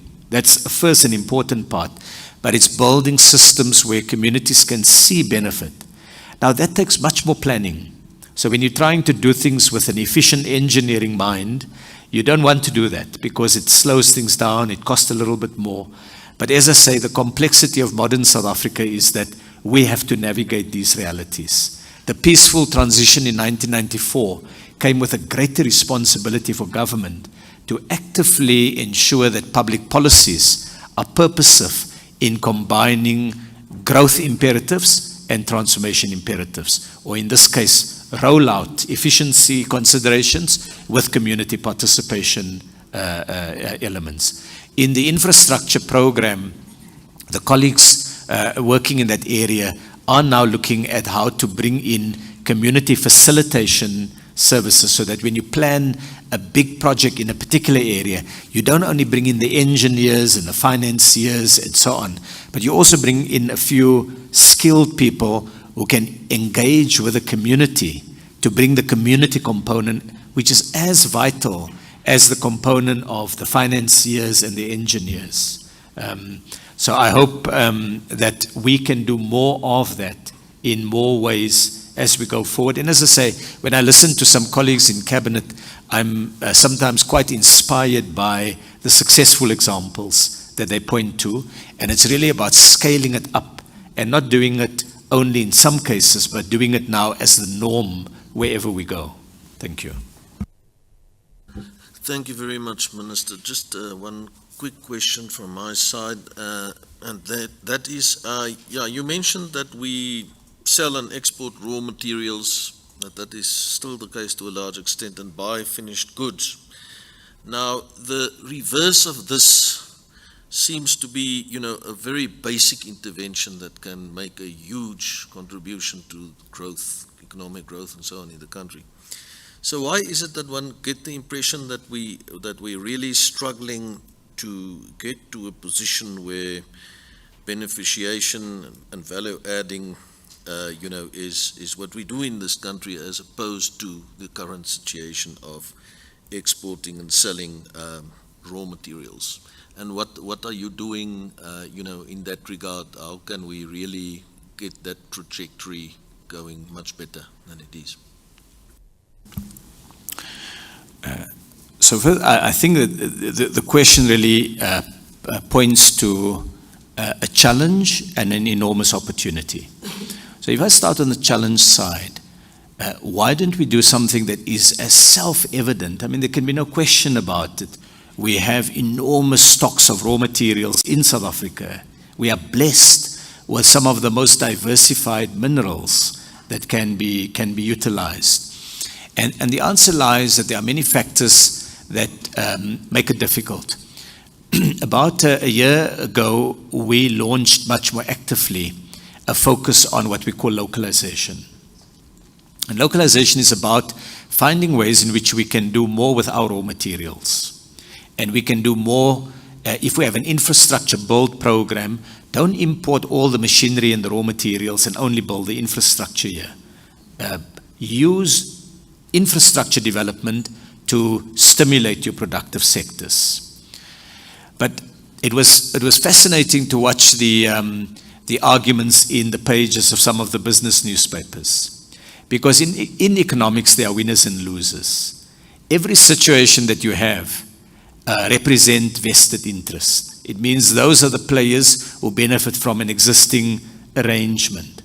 When you change, you require, policy is about making choices, and it's about accepting that you can't please everybody, and you can't appease people when there's this urgent need for change.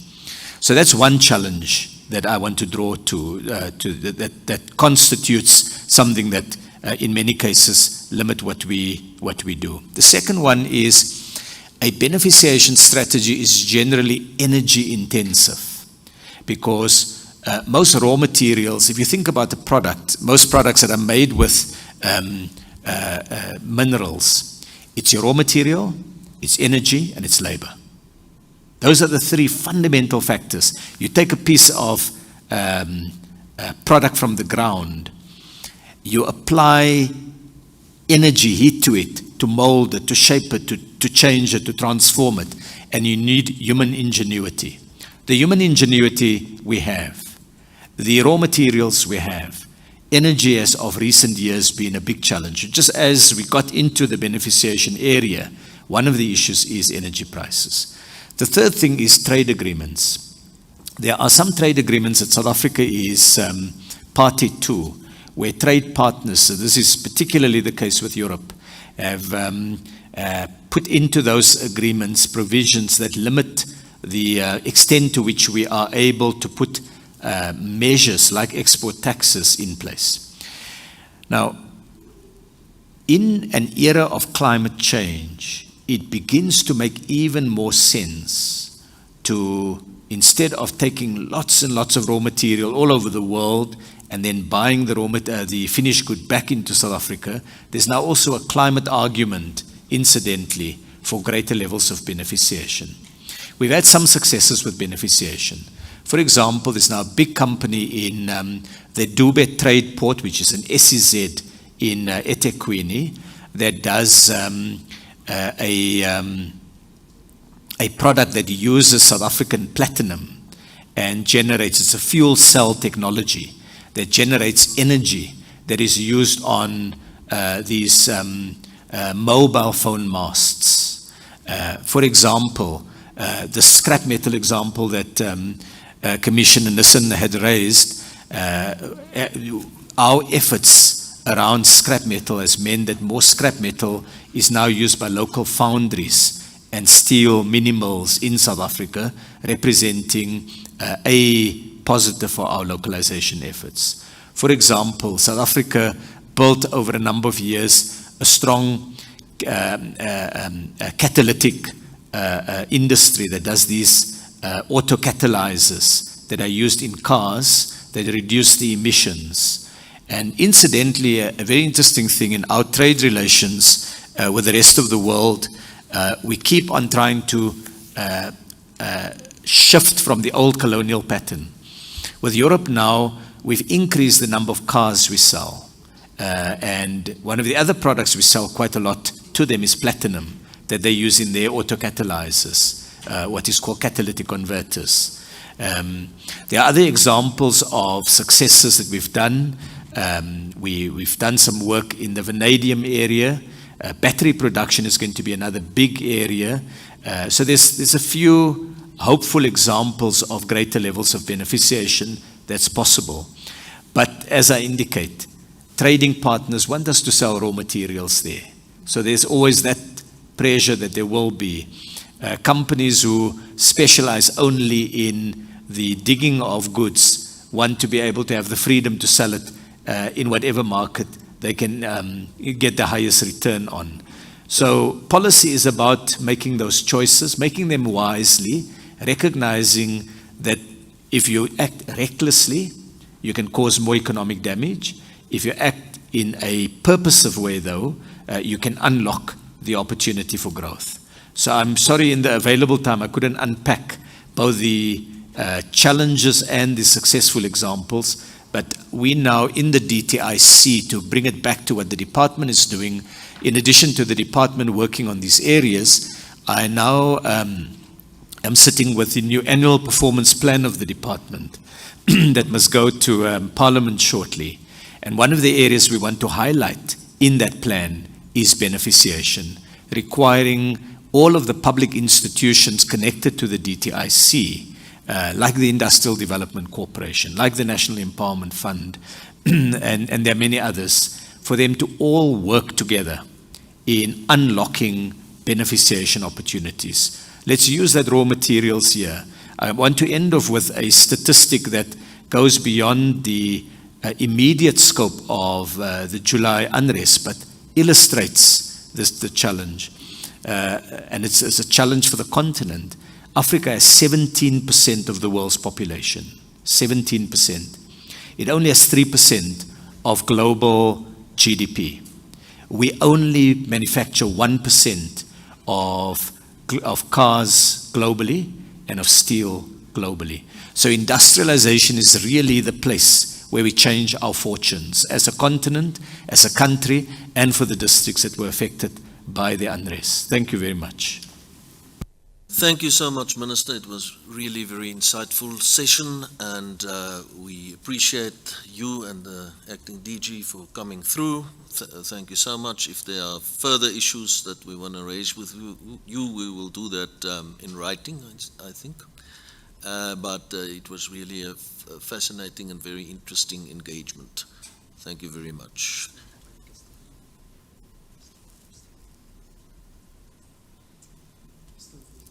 You wanted to make a statement, you said. Well, perhaps recognizing time is limited, I want to just to first say that one of the experiences that we've had in this has been how those who have an agenda that I'm sure has been ventilated in the hearings of the Commission have exploited the poverty and the sense of desperation. And that needs to be condemned. On the other hand, we should also recognize there are others who have tried to score political capital out of the unrest, and particularly seeking to mobilize communities around these issues on effectively racial mobilization. And I point there to examples in the public domain. And one of them was the effort in the community of Phoenix to mobilize sentiment in that community that can leave scars for generations.